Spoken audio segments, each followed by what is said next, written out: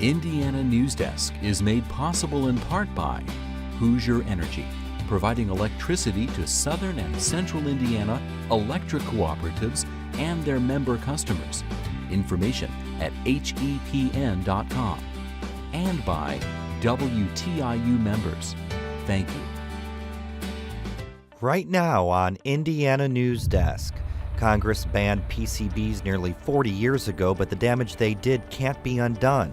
In addition to the environmental problems, new research links PCB exposure to certain diseases. We had one plant manager come back there and took Intertine and put it all over his face to prove it wouldn't hurt. I think he's dead now, though. More high school athletes are being identified with concussions. Lockout, lockout, lockout, lockout, now go! And it's not just football players. That's why you follow the adage, when in doubt, sit them out. Ahead on Indiana NewsDesk, what schools are doing to keep their student athletes safe, and how a school in Evansville helped turn around a struggling neighborhood, even though the school is struggling itself. Those stories and a look at this week's headlines right now on Indiana NewsDesk.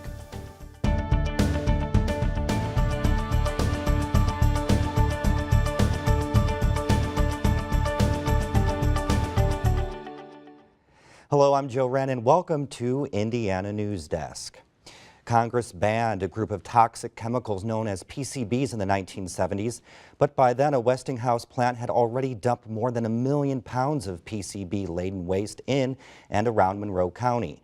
The resulting cleanup has so far cost the company's successor nearly $250 million, and some of that damage can't be undone. Research shows workers once exposed on the job or residents who encountered it in their environment may face a heightened risk for certain diseases. WTIU's Sevilla Mann reports on the results of a study of former capacitor workers released earlier this year. By the late 1950s, when Westinghouse started building capacitors in Bloomington, PCBs had become an industry standard. They solved a pressing safety problem by keeping devices like capacitors from short-circuiting and catching on fire. Westinghouse called its brand Intertine.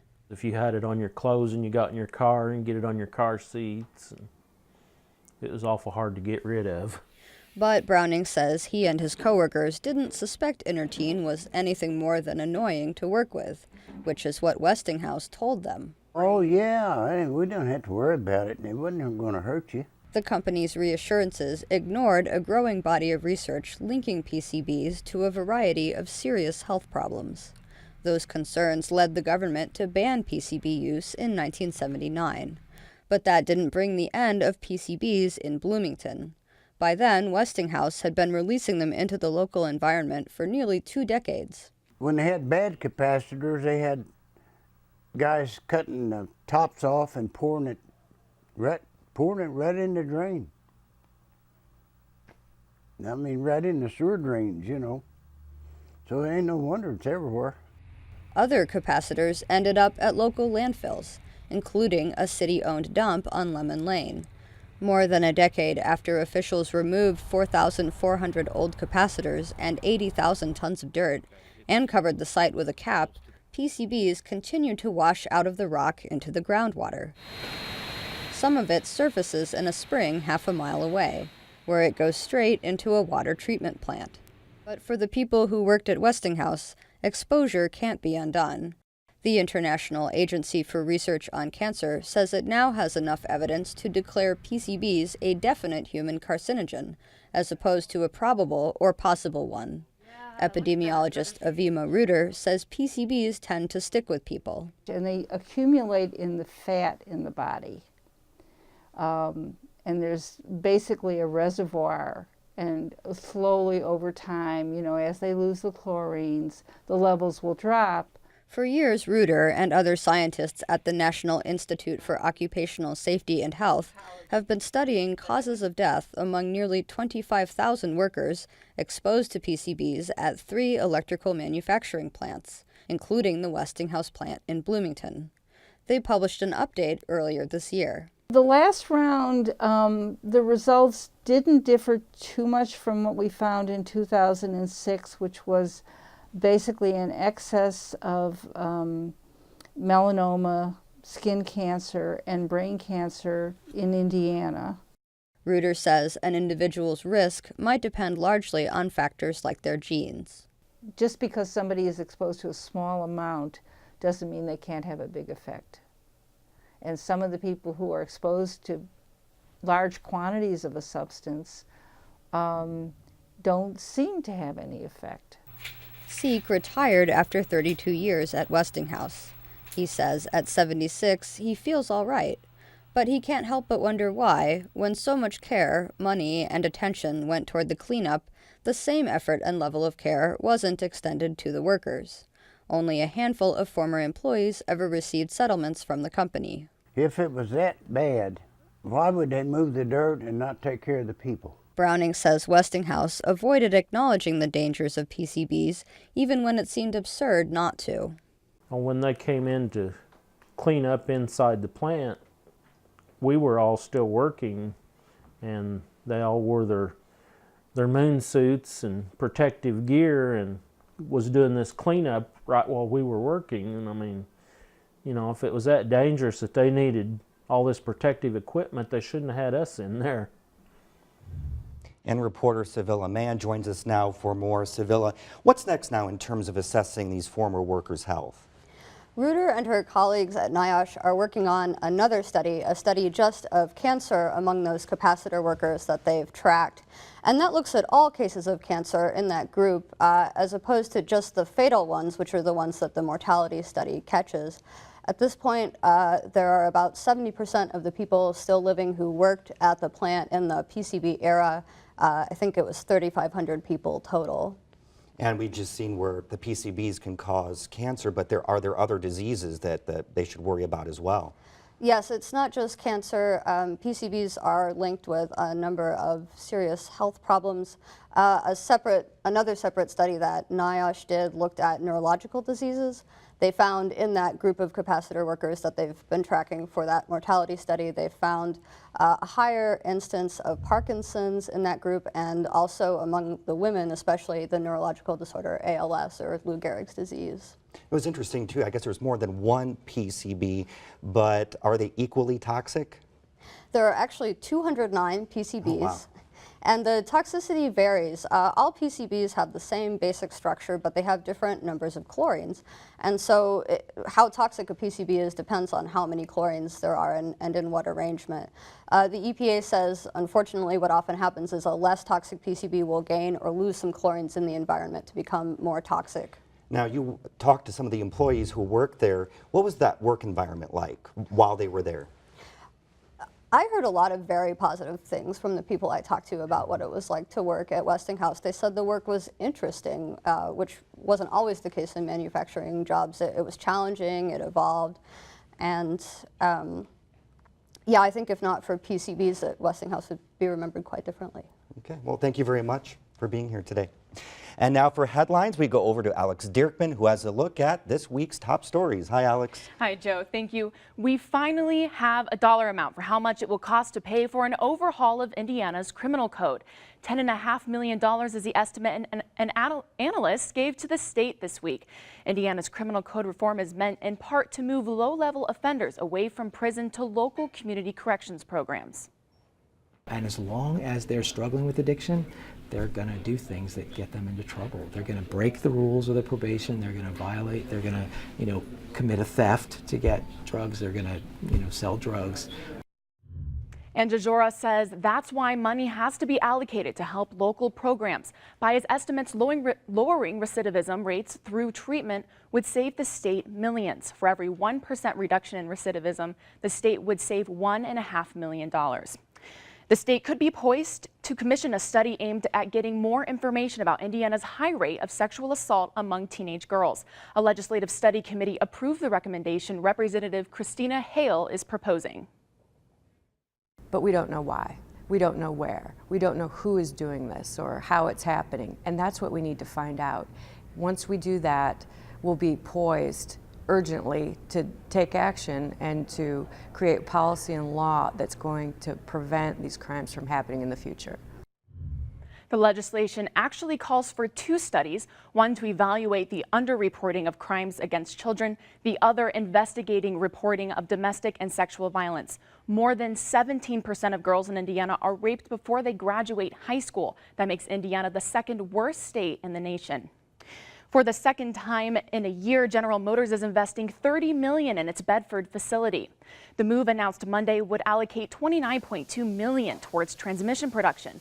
The other investment announced in April of this year was for engine production. GM's North America president said the new products and investments would lead to higher quality and more fuel-efficient vehicles. This week's announcement was part of a $1.3 billion plan that would benefit 5 plants across the country. After months of negotiations and preparations, oil drilling started this week on the campus of Indiana State University. ISU approved the drilling after Pioneer Oil Company did testing and confirmed there was oil beneath the surface. ISU officials say they worked with the oil company to plan the drilling when students are out of town. Indiana could have a better shot of receiving some aid after federal officials this week found more damage from last month's tornadoes than initially thought. The Federal Emergency Management Agency said local officials surveyed several cities, again, because surveys done immediately after a tornado often don't account for the full extent of the damage. Depending on the outcome of this latest survey, the federal government could give Indiana money to help rebuild, even though the agency denied Indiana's initial request for assistance. We want to make sure that people can remain in their homes and these homes are safe, secure, sanitary. We want to make sure people are housed and taken care of. So that's what we're doing right now with this damage assessment to make sure that they can be, housed in their homes. FEMA will decide in the next few weeks whether Indiana will receive any relief money. And the home of Indiana University's basketball team is getting a new name and a makeover. Assembly Hall will be renamed Simon Scott Assembly Hall in honor of alumnus Cindy Simon Scott, who donated $40 million to the athletics department. The facility will get the new name in 2016 when renovations including luxury seating additions, restroom and concession improvements, and a new atrium in the south lobby are complete. And that $40 million gift, Joe, helped launch the athletics' $150 million capital campaign. Okay, thanks, Alex. Coming up next on Indiana News Desk, the short and long-term effects concussions have on athletes and how smaller hits that don't cause concussions can still impact the way the brain works. After months of delays, Indiana schools finally have their A through F ratings from the state. Our state impact education reporter will walk us through the results. Those stories and more right here on Indiana News Desk. The fact that PBS is the most trusted media outlet in the country means a great deal to me. We live now in the most multicultural, multiracial, multi-ethnic America ever. There are a lot of voices in this country that need to be heard. And I think that my job is to help Americans re-examine the assumptions that they hold, to expand their inventory of ideas, and hopefully to introduce Americans to each other. And we take that challenge seriously every day.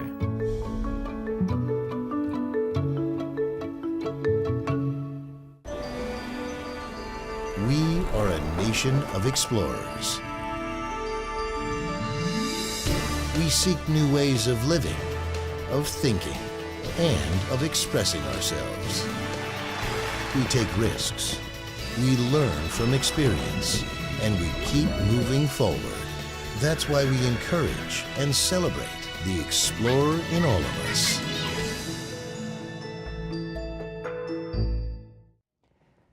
Welcome back to Indiana News Desk. I'm Joe Wren.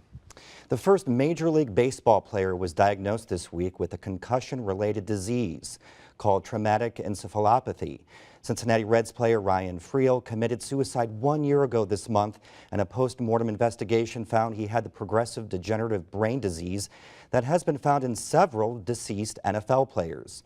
Athletes in every contact sport are at risk. As Gretchen Frazee reports, doctors are discovering what head injuries mean for athletes in the long term. Hugh Jackson has been playing football since he was in 7th grade. He's now a senior defensive end and fullback at Bloomington High School North. But he hasn't made it through all those years of tackling without some injuries. After several hard hits during a practice earlier this year, he says he didn't feel right. I noticed I started to get dizzy, and teammates noticed that my eyes were like wandering and everything. After another hit, Jackson blacked out. The trainer sent him to the hospital with a concussion. Here's what happened medically. Jackson was hit with enough force that his brain shifted and hit the side of his skull. Imaging from mice brains shows what researchers believe also happens in human brains. Shortly after a head injury, parts of the brain's protective lining start to break down. As a defense mechanism, cells in the brain called microglia start to expand, trying to plug up the holes. The swelling can cause headaches or unconsciousness.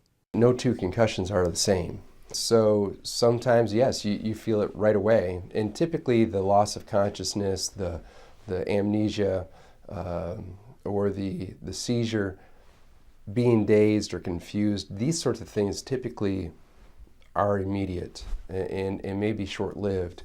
The headache and the dizziness and all these types of symptoms tend to kind of creep on later, minutes, hours, even the next day. Much of the recent attention surrounding concussions has been geared toward football, and for good reason. Researchers estimate high school athletes experience between 130,000 and 300,000 concussions per year. Of those, nearly 30% happen in football. Soccer has the second highest rate with 16% of all concussions, followed closely by basketball at 15%. That's why the state legislature implemented a new law last year requiring schools to tell parents about the possible risks of concussion in all sports. And if an athlete is suspected of having a concussion, he's not allowed to return to play until he's received a written clearance from a licensed health professional. That has to be done by a certified athletic trainer or a doctor. And there's a lot of reasons why. Coaches aren't qualified to do that. I hate to say this, but there are times when they want the star player back in the ball game, and maybe the star player doesn't need to be back in the ball game. But while schools can reprimand coaches for not following the law, there are no legal consequences if a coach puts an athlete back in. And much of the time, there's not a licensed health professional on hand. Many of our rural schools struggle with having somebody at even their varsity events, let alone sub-varsity events. But if an athlete doesn't get the proper clearance before returning to play, there could be serious consequences for that player's health. If you're suffering the effects of the first concussion and you get a second blow to the head or blow causing concussion symptoms, then the body has lost its ability to, or the brain has lost its ability to self-regulate, and from the first injury, and then the second injury goes into a catastrophic brain swelling. But most of the rules only help treat concussions. As more research comes out, schools and sports organizations are in discussions about how to be more proactive and minimize the risk of concussion in the first place. You can't prevent concussions, but what you can do is you can look at, with regard to interscholastic athletics, you can look at the rules codes within all our sports and look at things that can be tweaked, things that can be passed, things that can be modified to improve the safety of the game. That can include making certain contact illegal or minimizing the amount of hits athletes take in practice. Convincing athletes they need to take it easy can be more difficult. Jackson's concussion was actually the second he's had. The first was during a lacrosse game his freshman year. Doctors tell him if he has another concussion, he may have to quit contact sports for good. It would hurt, to be honest. It's not a good feeling just to sit out for a couple of weeks. But he's working to earn a spot on a Big Ten football team, and that's not something he's ready to give up. As we just saw, there's been a lot of attention paid to concussions and repeat concussions, but there's a growing body of research that indicates multiple smaller hits can also affect the brain. Dr. Tom McAllister joins us now to talk about his research that was published last week in the journal Neurology. Tell us how you conducted your research and what did you find out? Sure. We were interested in whether there were effects of blows that weren't associated with a diagnosed concussion. And the reason is that studying how many times athletes get hit and how hard they get hit, it became clear that lots of people were getting hit really hard, but were not having an associated diagnosis of concussion. So if we were seeing these kinds of changes after concussion, might we see the same thing even after these repetitive impacts? So what we did was we studied two groups of athletes, those who were hitting their head a lot, football and ice hockey players, and a group of athletes who were not hitting their head, so track and field runners and so forth, and studied them with tests of memory and attention, so cognition, and a neuroimaging technique, which looks at how healthy the brain white matter is, which is essentially the easiest way to think of it is the wiring of the brain, connecting one part of the brain or one nerve cell with another. And what we found is that at the beginning of the season, when you compare the two athlete groups, there are not a lot of dramatic differences, but by the end of the season, it's clear that they're behaving differently in terms of the imaging technique looking at white matter. So their white matter changes in the group that's hitting their head a lot. And the frequency and intensity, or how hard they're getting hit, actually is associated with the changes in the white matter. And we know that because they're wearing helmets that are equipped with these sensors. So what does this mean for athletes now? Well, I think what it means is that we need to broaden the scope of the discussion, as you said in the lead there, from simply being focused on concussion to, do we need to be concerned about repetitive head impacts, even in the absence of a diagnosed concussion? So is there a point that these athletes are just going to have to call it quits? And if so, how do you go about that? Yeah, great question. And the bottom line is I don't think we know that yet. This is the first step in trying to ascertain what should we be worried about, what should we be looking at. Is it concussions alone, or is it exposure to repetitive impacts? At this point in time, this is the first step. We can take a look and see whether these changes are cumulative, whether they are progressive, whether the brain heals itself over the course of the off season. And fundamentally, we don't know yet. But I think what it does is, as I said, enlarge the scope of the discussion a little bit. Mm-hmm. Okay, well, thank you very much for being here today and offering your insights. Very interesting. Sure.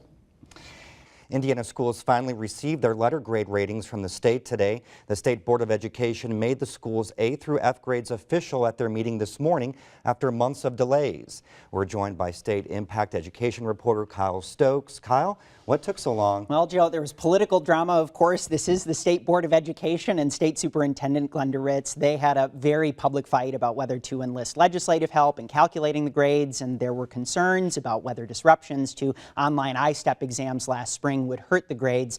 But on the whole, they were worth the wait. State board members approved a record number of A's for Indiana's public schools at their meeting this morning. Nearly 2/3 of all schools, public and private, earned either an A or a B. But the grades also mark the end of a very brief era. Board members are currently rewriting the grading formula at the request of state lawmakers and will roll out that new grading system next school year. A couple of takeaways from this year's grades. For starters, few schools made huge moves between last year and this year. Take a look at this big bar in the middle of this graph. That means nearly half of all public schools grades were the same last year as they were this year. But for every two schools whose grades went down at least one letter, 3 schools' grades went up at least one letter. Now, that's just among public schools. Now, private schools, on the other hand, have not fared all that well under the current grading system. So starting here in 2011, that's when the current grading system began. And since then, you can see this line has dipped. That's the number of private schools who've received A's, from about 80% in 2011 to 50% this year. Now, think about that. This model was inaugurated under former State Superintendent Tony Bennett, who you'll recall is a huge fan of private schools. And since he's put this new grading system in place, the number of private schools receiving C's, this yellow sliver of the pie right here, has increased 6-fold. Now, that said, private schools still earned A's at a higher rate than public schools, though this percentage, this 44.2% of public schools earning A's, has never before been quite this high. On the other end of the grading scale, 3 Indiana schools, 2 in Evansville and 1 in Gary, have now received an F for the 5th straight year. And another Evansville school's 6th straight F became official today. And as we've told you, that means Glenwood Leadership Academy faces the possibility of state intervention or takeover. The news stings for residents of the neighborhood that surrounds Glenwood. The school doubles as a community center and includes a community health clinic that provides free care for the neighborhood's impoverished residents. Though the school's test scores have tumbled again and remain among the state's worst, neighbors say they worry about what a takeover or intervention would mean. But Joe, the state board has yet to make a decision about what to do about Glenwood. The districts say their takeover, their turnaround plan, I should say, that they have in place is going to work. Okay, thanks, Kyle. This week, one of the world's most distinguished musicians, pianist Menachem Pressler, celebrated his 90th birthday. He continues to teach more than 6 decades after joining the faculty at Indiana University's Jacobs School of Music. It gives my life a reason to be.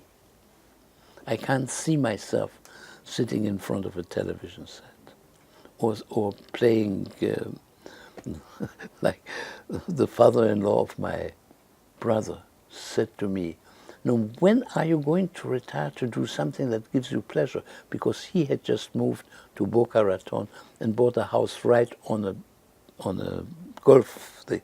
So I said, "Do you think it is a pleasure to get a little ball into that little hole? That a life is worth spending time on?" I couldn't see myself doing that. I know it's a pleasure to many people. I can't. Pressler was the co-founder and the only pianist with the Beaux-Arts Trio for more than half a century. He's received 6 Grammy nominations and numerous international honors and Lifetime Achievement Awards. Pressler still maintains a busy international touring schedule. He's in Amsterdam this weekend, performing with the Concertable Orchestra. That's the end of this program, but you can find out more of our work online at WTIUnews.org. We leave you now with Menachem Pressler playing Chopin's Nocturne in C minor. Have a great weekend.